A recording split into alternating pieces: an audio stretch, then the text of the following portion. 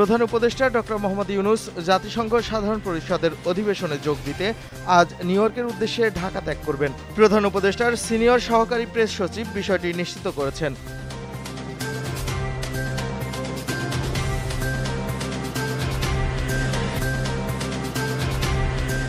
শুভ মহালয়া। আজ মহালয়া উপলক্ষে দেশের সকল মন্দির ও পূজা মণ্ডপে ধর্মীয় নানা আচার ও অনুষ্ঠানের আয়োজন করেছে হিন্দু ধর্মাবলম্বীরা।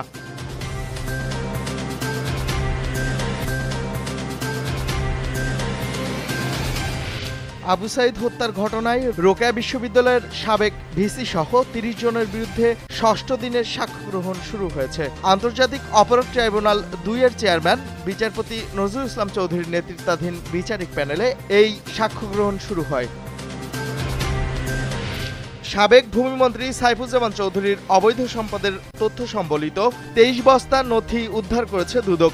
দেশে ও দেশের বাইরে তার এই সম্পত্তির প্রমাণ পায় সংস্থাটি।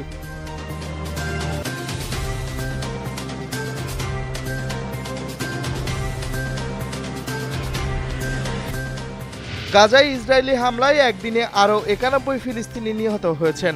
এক প্রতিবেদনে এই তথ্য জানিয়েছে সংবাদ মাধ্যম আল জাজিরা।